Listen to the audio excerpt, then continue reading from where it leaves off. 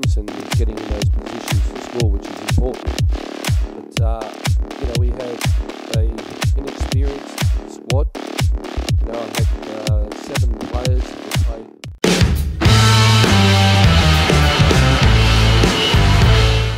Reaksi mengejutkan supporter Indonesia kepada pemain timnas Indonesia walau harus tersingkir dari Piala Asia 2023. Media Malaysia ikut menyoroti kekalahan skuad Garuda dari Australia. Graham Arnold merasa tertipu oleh ranking FIFA Timnas. Ini kata Sintayong usai skuad Garuda harus kandas sampai fase gugur 16 besar Piala Asia. Langkah tepat Erick Thohir. Ketua Umum PSSI memberikan komentar usai timnas Indonesia tersingkir dari babak 16 besar Piala Asia, serta beberapa berita timnas Indonesia hari ini. Selengkapnya hanya di Kickoff Football.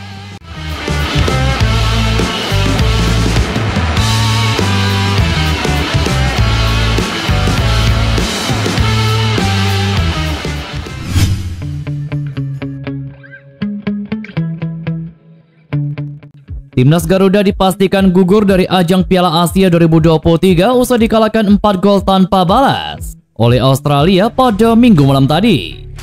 Bermain di Stadion Jassim bin Hamad Doha, Qatar, timnas Indonesia sejatinya bermain baik di awal babak pertama. Bahkan setelah gol bunuh diri Elkan Bagot pada menit ke-12, pasukan Sintayong masih bermain baik. Sayangnya di penghujung babak kedua, Australia kembali mencetak gol lewat Martin Bolly pada menit ke-45. Lalu petaka terjadi di babak kedua karena tim berjulukan The Socceroos itu mencetak 2 gol tambahan, yakni pada menit ke-89 dan menit ke-91. Perjalanan indah Garuda di Piala Asia 2023 pada akhirnya berakhir di babak 16 besar. Lantas apa yang membuat timnas Indonesia bisa kalah 4-0 dari Australia? Padahal sebelumnya timnas Indonesia sekalipun kalah dapat memberikan perlawanan, seperti saat dihajar Irak 1-3 dan timnas Jepang 1-3. Dan berikut 5 kemungkinan penyebab timnas Indonesia kalah 4-0 dari Australia di 16 besar Piala Asia 2023. Alasan pertama, hilang fokus di babak kedua. Permainan timnas Indonesia sangat baik meski kebobolan 2 gol di babak pertama. Terlihat skema permainan berjalan baik dan sejumlah peluang tercipta. Akan tetapi hal tersebut justru tidak terlihat di babak kedua. Seakan para pemain sudah kehilangan fokus. Tentunya hal serupa tidak boleh terjadi lagi di pertandingan timnas Indonesia selanjutnya. Alasan kedua, banyak buang peluang. Timnas Indonesia berhasil memiliki 5 peluang dan hanya 1 yang benar-benar tepat ke gawang Australia.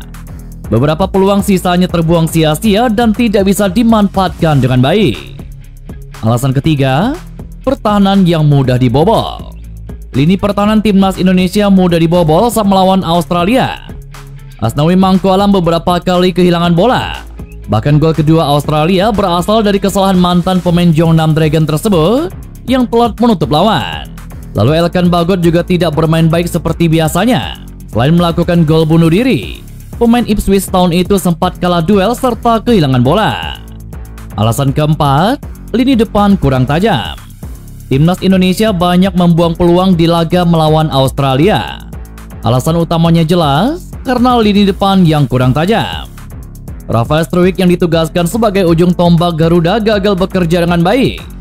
Pemain Ado Den Haag itu beberapa kali telat mengambil keputusan, salah mengumpan, dan salah posisi sehingga rekannya pun kesulitan. Alasan terakhir, Australia bermain efektif. Hal utama yang membuat timnas Indonesia kalah karena Australia bermain efektif. Tim asuhan Graham Arnold itu tidak mengepung lini pertahanan Garuda seperti saat timnas Indonesia melawan Jepang. Kendati demikian, setiap kali Australia menyerang, maka momen itu sangat berbahaya. Setidaknya Australia mencetak 7 peluang, 4 tepat ke gawang, dan menariknya semua shot on goal itu berbuah gol. Hal itu karena Australia bermain sangat efektif.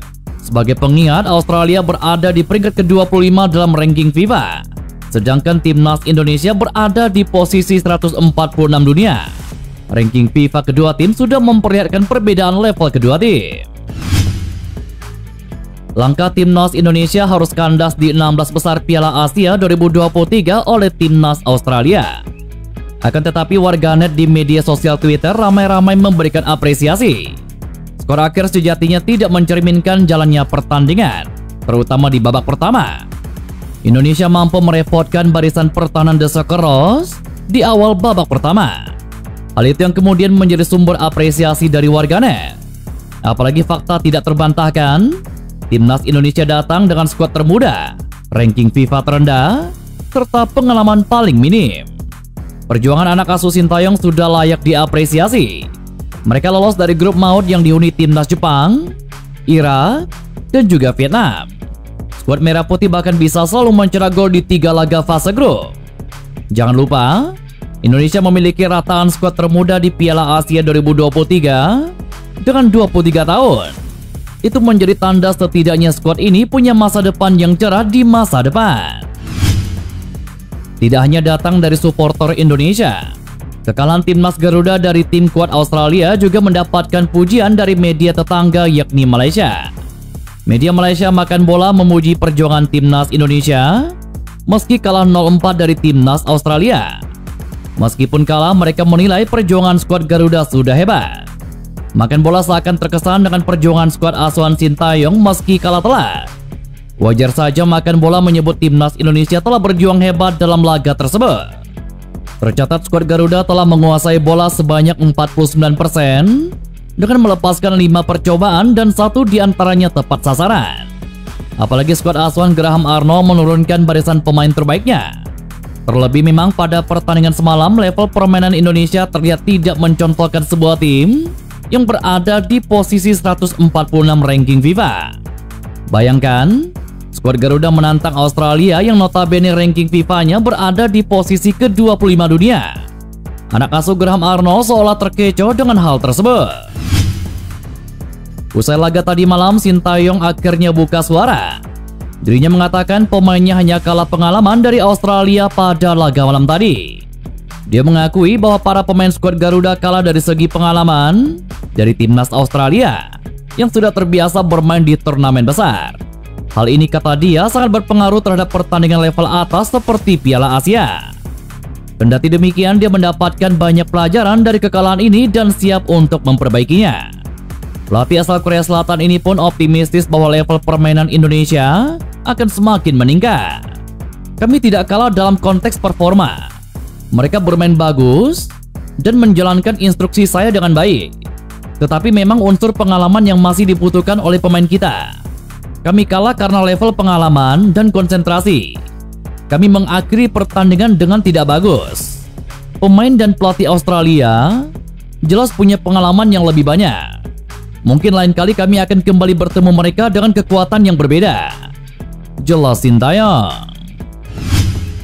Di sisi lain, Ketua Umum PSSI Erick Thohir tetap memberikan apresiasi kepada timnas Indonesia meski pada akhirnya tersingkir dari Piala Asia 2023. Menurutnya, semua pemain telah berjuang dan memberikan yang terbaik. Sementara itu, Erick Thohir sebelumnya telah menjanjikan bonus kepada timnas Indonesia. Bonus tersebut didasari dari keberhasilan Rafael Struijk dan kawan-kawan mengamankan tiket 16 besar Piala Asia 2023. Seperti yang diketahui, ini merupakan momen bersejarah bagi sepak bola Indonesia. Timnas Indonesia baru pertama kali tampil di babak 16 besar Piala Asia. Erick Thohir lalu kembali berniat memberikan bonus tambahan bila timnas Indonesia sanggup melaju ke 8 besar Piala Asia 2023. Semua sudah berjuang dan memberikan yang terbaik untuk Indonesia. Semangat luar biasa, tampil lepas, dan bermain tanpa rasa takut. Tetap semangat. Ya kalau 16 besar kan sudah ada bonusnya. Kalau lolos ke babak 8 besar, ya ada lagi. Kan itu enak. Jelas Erick Thohir.